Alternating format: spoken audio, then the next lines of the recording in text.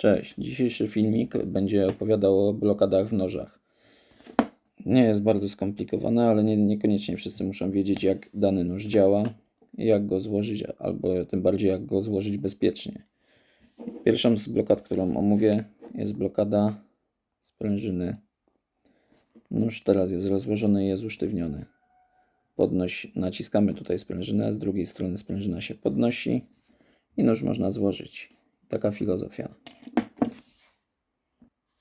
Niektóre noże nie posiadają żadnych blokad, jedynie usztywnienie sprężyną. Tu sprężyny są mocniejsze. Żeby złożyć nóż, wystarczy odwrócić proces otwierania. Kolejny sposób blokowania oszczy, tak jak na przykład w tym modelu Victorinoxa, to jest ich opatentowany sposób. Po otwarciu oszcze jest zablokowane. Jest suwak, który ciągniemy i wtedy można złożyć. Blokada działa tylko na główne oszcze, piłka i pozostałe już się tak nie blokują. Jeszcze innym typem blokady jest blokada na sprężynie wewnątrz. Jest blacha sprężynująca. Po otwarciu przeskakuje i blokuje powrót oszcza. Sposób otwarcia: odgiąć tą blokadę trzeba w tą stronę i wtedy oszcze już się składa. Inne typy blokad, na przykład w nożach sprężynowych, mogą być takie, że mamy taki przycisk, przełącznik, dajemy do przodu, nóż jest zamknięty, guzikiem zwalnia się blokadę ostrza, które wyskakuje. Cofamy blokadę do tyłu, naciskamy, ostrze wyskakuje. Ostrze nie powinno się teraz złożyć. Dopiero po naciśnięciu guzika możemy je złożyć, zablokować. Jak widać, nie działa i wtedy bezpiecznie chowamy do kieszeni, żeby nam czegoś nie obcięło. Inny typ blokady i otwierania to blokada dźwigniowa. Trzeba mocno nacisnąć, wtedy ostrze wyskakuje. Dajemy w przeciwległym kierunku z powrotem do pozycji leżącej. Ostrze się nie złoży. Żeby je złożyć, trzeba nacisnąć, składamy i blokujemy. Więc tutaj przycisk otwierania jest równocześnie blokadą.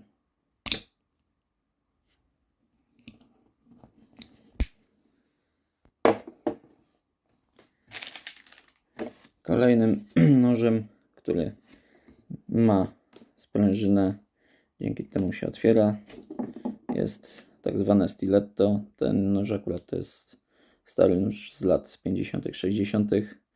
Tutaj jest dosyć luźny przełącznik blokady. Teraz jest odbezpieczony. Żeby go złożyć, należy tym oto skrzydełkiem podważyć docisk sprężyny. Zamykamy. Nie działa. Przesuwamy. Otwieramy. Działa. Dźwigamy skrzydełko. Nóż się składa. Zabezpieczamy. Nigdzie się nie otworzy. Kolejnym typem blokad, jakie można znaleźć na nożach, na przykład na nożach Opinel, jest Viroblock. Jest to pierścień z nacięciem.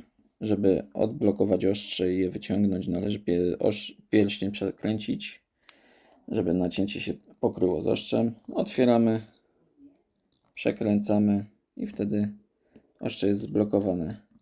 Zamykanie noża polega na odblokowaniu pierścienia, zamknięciu i zablokowaniu w celu zabezpieczenia. Jeszcze inne zabezpieczenie to nożyk, który jest składany w ten sposób, że otwiera się na takiej zasadzie dwóch jakby pierścieni. Ostrze jest tam ukryte. Żeby go złożyć, cofamy jedną obejmę blokującą, wsadzamy w drugą i nożyk jest złożony. To jest Victorinox Sentinel.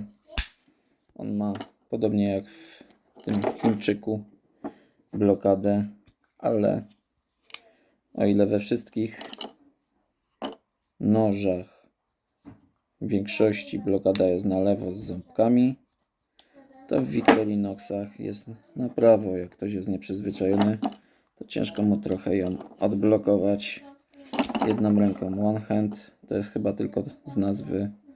Dwie ręce są jednak bardziej przydatne do otwierania.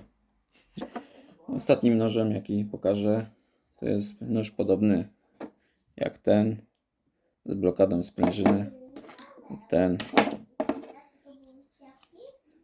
tylko zamiast płaskiej blokady i wycięcia mamy to jest akurat gerlach. Mamy taką płetwę i niektóre stare gerlachy też nie miały wycięcia, tylko płetwę. Po otwarciu ostrza głównego mamy je zblokowane. Żeby odblokować, naciskamy płetwę i nożyk składamy.